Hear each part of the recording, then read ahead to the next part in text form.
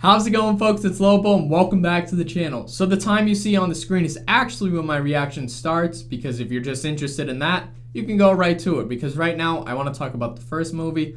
And I also want to say I appreciate the new faces around here. I got a bunch of new subs over the past couple of weeks and I really appreciate that. Also, I've been very busy over the past couple of weeks. That's why I have not uploaded on my channel, but in a few days you'll see WandaVision is going to be popping up here. And then after that's done, I'm going to start Falcon and the Winter Soldier, just so I'm caught up with all the Marvel content I missed. Then we'll get into Loki next month, and then a few movies in between there. But anyway, on to Venom, Let There Be Carnage. So the first movie, like I said, I want to talk about it a bit. It was not a movie I wanted, because obviously it's a little bizarre having Venom without Spider-Man, but it was cool. It's a kind of cool little Elseworlds type of thing, kind of like the Joker movie.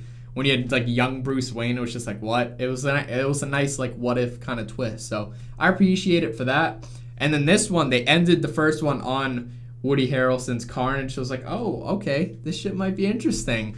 But I guess the only time I really seen Carnage was Spider-Man the animated series from, oh god, 1994. It was way back in the day. I saw it when I was a kid, but I really loved. That was like my favorite piece of Spider-Man, besides obviously the PS4 game, or Spider-Man PS5 now, because next gen, but whatever. But I really love the animated series, and I think Carnage was in that, but I'm very interested to see it here. Woody Harrelson is a phenomenal actor, and you know what's funny about that too is Andy Serkis is the director of this one, which is weird because you never really see an actor become a director. I mean, it's sometimes, but it's not the norm.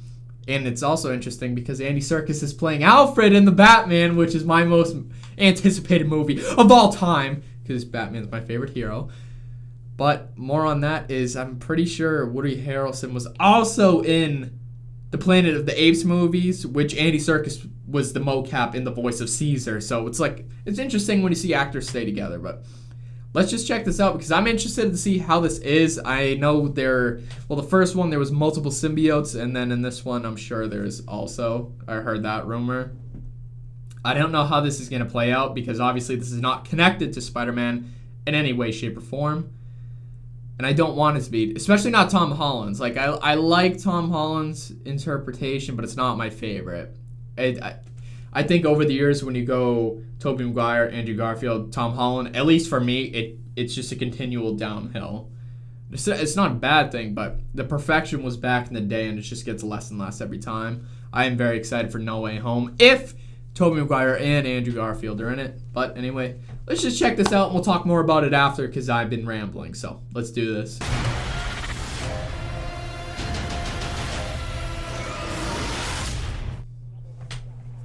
Okay, what a weird intro.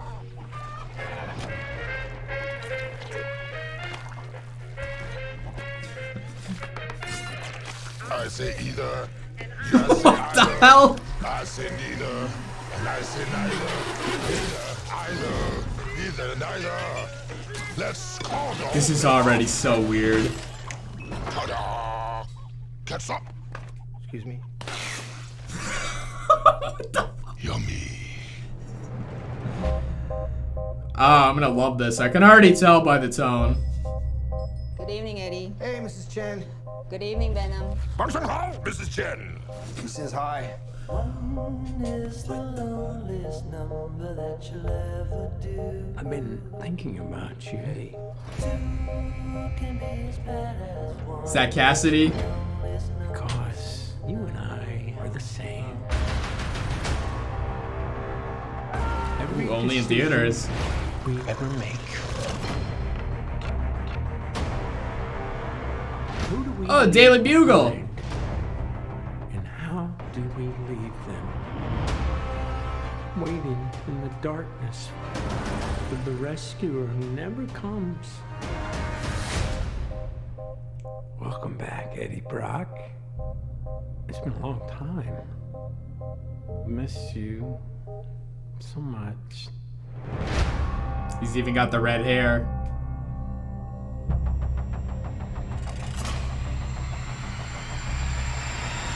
Soon come chaos.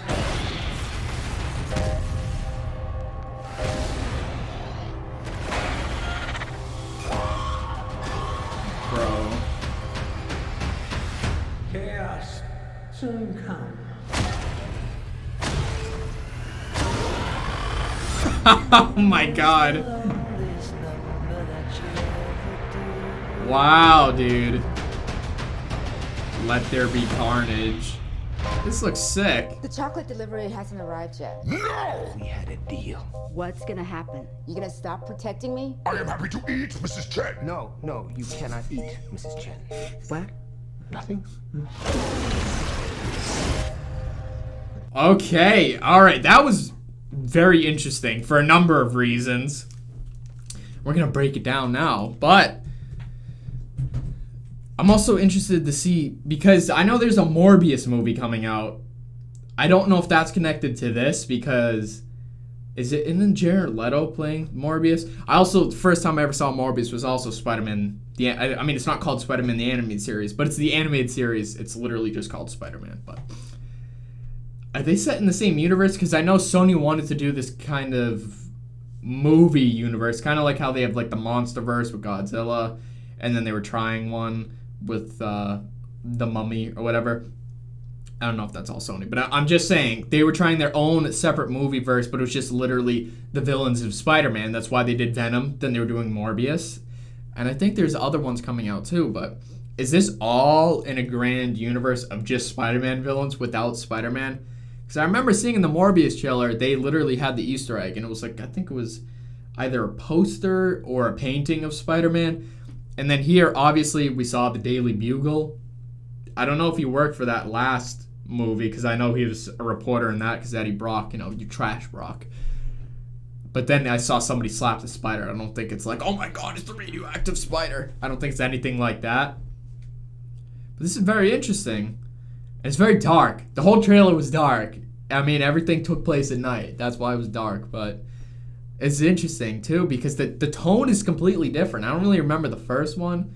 I know it's kind of comedic because you had this symbiote, but right here he's kind of like more of a partner, I guess.